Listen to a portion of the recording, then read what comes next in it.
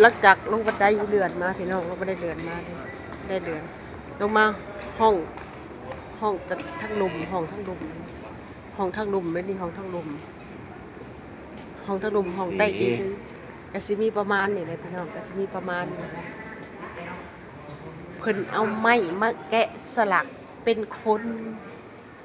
แกะสลักเป็นนั่นเป็นนี่แล้วแต่เพิ่นสิแกะไม้เนี่ยนี่ไม้แบบนี้นี่แหละนี่เอามาแกะสลักพี่น้องเป็นหูผักหูคนหูยังหูเพื่อนหูชาติอย่างนี้สวยงามเห็นบ่สวยงามพี่น้องแมนมัดของสรุปแมนมัดเลยแมนมัดเลยนี่นะสวยงามหลายพอได้อยากเบิ่งอยากชมมาเด้อพี่น้องมาเที่ยวมาชมเด้อสวยงามสุดยอดเลย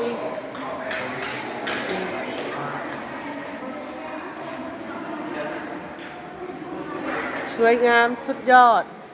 ฝีมือสุดยอดฝีมือแกะสลักพี่น้องไม้ก็คือว่าเอาไม้นะเอาไม้นะมาแกะสลักเป็นหูปคนหูปสร้างหูปปลาหูปสัตว์ทั้งหลายเพิ่นจะแกะเป็นหูปเนี่ยเพิ่นจะแกะได้เพิ่นแกะเป็นนี่นะสวยงามตะออนซ้อนที่มันนี่สวยงามบ่สวยงามสุดยอดฝีมือหอพิพิธภัณฑ์เดินอยู่เวียงจันทร์เลยดินะมาเบิ่งมาชมกันพี่น้องคนก็หลายมาผสมคนก็หลายลงมาเบิ่งอันนี้ชั้นทั้งดุมอันนี้ชั้นทั้งดุมทั้งเทิงกับมีซิมิลายมีลายพี่น้องมีลายแต่คอยจะให้เบิ่งซับนี้คนเมื่อยยางคนเมื่อยเลาะให้เบิ่งซับนี้ก็อ้วนลายเลยพี่น้องสวยงามสวยงามสุดยอดเกินคำบรรยายน้ำลาย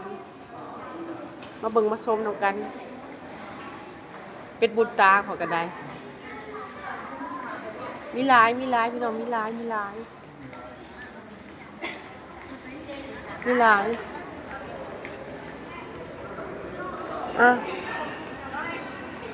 อยเลาะเลยก็สิขึ้นเด้อบัดนี้สิขึ้นเด้อบัดนี้สิขึ้นทางเทิงเดินไปทางเทิงขึ้นบันไดเดือนมาออกไปแล้วแหละนี่บอสสิขึ้นไปน้ำพอบอสสิขึ้น